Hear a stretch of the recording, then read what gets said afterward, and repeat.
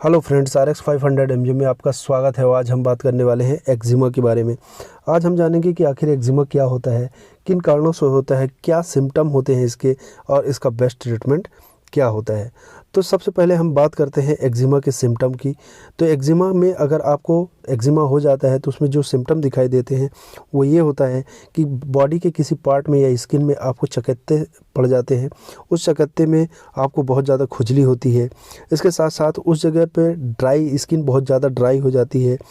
Dry होने के साथ साथ आपको ये भी हो सकता है कि उस जगह पे आपको दाने पड़ जाएं या स्वेलिंग आ जाए स्किन में और उसमें से पानी भी निकलता है। तो इस तरीके से एक्जिमा में बहुत ज़्यादा खुजली भी होती है। तो इस तरीके से जो है तो एक्जिमा के सिम्टम होते हैं। अब बात करते हैं कि आखिर एक्जिमा कितने टाइप का होता है। तो एक्जिमा दो टाइप के होते हैं। पहला होता है एक्यूट एक्जिमा और दूसरा होता है क्रोनिक एक्जिमा। एक्यूट एक्जिमा का मतलब होता है कि अभी ज़्यादा समय नहीं हुआ है एक्जिमा हुए, या कह सकते हैं अभी प्राइमरी स्टेज में होता है एक्जिमा।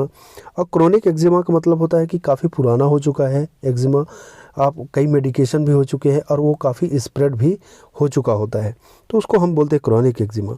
अब बात करते हैं कि किन जगहों पे ये सबसे ज़्यादा होता है। तो देखिए, जगह की अगर हम बात करें तो ये ज़्यादातर कोहनी में, घुटनों में, इसके साथ साथ हाथ या पैर में, हथेली में, सोल में, पंजों में, इस तरीके से पेट में और पीठ में, इस तरीके से ये लगभग हर जगह, गले में, फेस में भी कभी कभी एक्जिमा होता है। तो इस तरीके से ये शरीर के लगभग हर हिस्से में ये हो जाता है। फिर अब हम बात करते हैं इसके कारणों की कि आखिर ये किन कारणों से होता है। तो देखिए, इसके कई कारण होते हैं, लेकिन इसमें सबसे मुख्य जो कारण होता है वो होता है एलर्जी।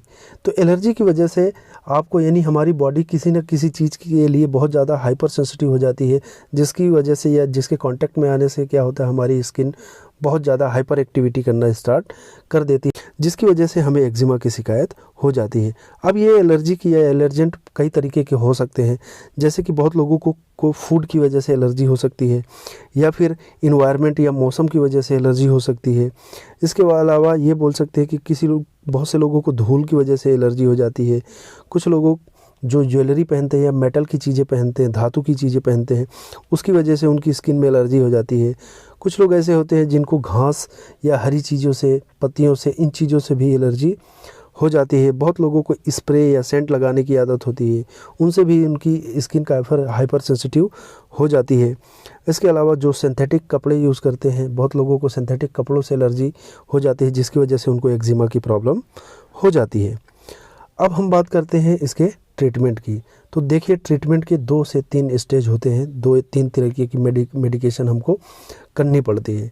तो देखिए, अगर आपको वेट यानी कि गीला एक्जिमा हुआ है, यानी अगर आपके एक्जिमा से पानी निकल रहा है, खुजली हो रही है या इन्फेक्शन ज़्यादा हो गया है, तो उसमें दूसरे तरीके का मेडिकेशन होता है। और अगर आपका जो एक्जिमा है वो ड्राई है, यानी सूखी स्किन है, बहुत ज़्यादा ड्राई स्किन है, तो उसमें थोड़ा सा अलग मेडिकेशन होता है। तो सबसे पहले हम ड्राई एक्जिमा की बात करते हैं कि उसमें कौन सा मेडिकेशन दिया जाता है।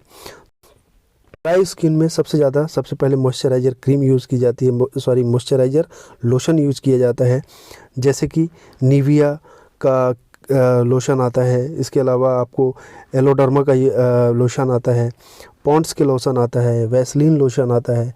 इनमें से आप कोई भी एक लोशन ले सकते हैं और उस लोशन को दिन में 2 बार, सुबह और शाम यूज़ कर सकते हैं जहाँ पर आपको एक्जिमा हुआ है।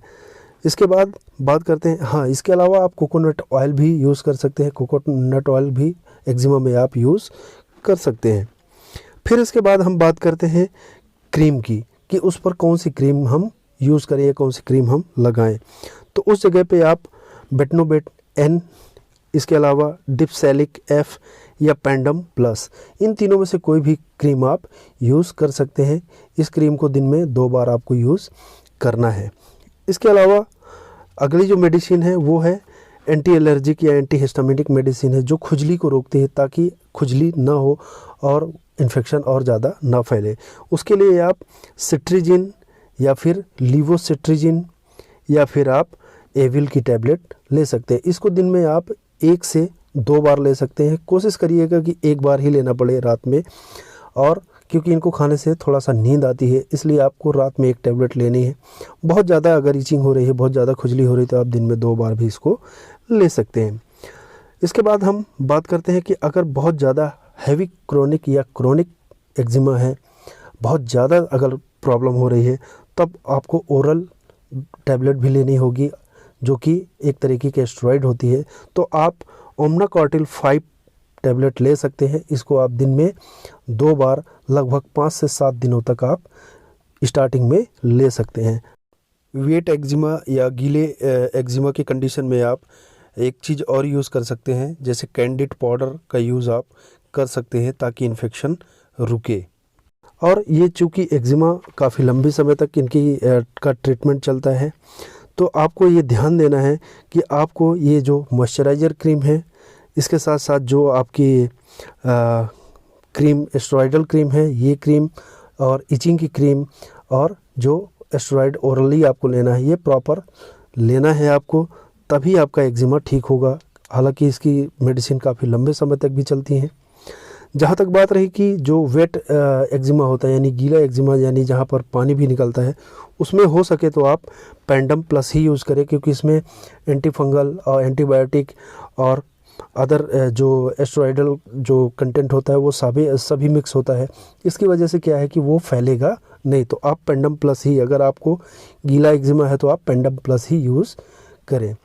अब एक्जिमा से रिलेटेड अगर कोई और जानकारी आपको चाहिए तो आप मुझे कमेंट कर सकते हैं, और ऐसी ही मेडिकल वीडियोस आपको आगे भी मिलती रहे, उसके लिए इस चैनल को लाइक करिए, सब्सक्राइब करिए, शेयर करिए और बेल आइकन को दबा दीजिए ताकि आपको न्यू वीडियोस की नोटिफिकेशन मिलती रहे।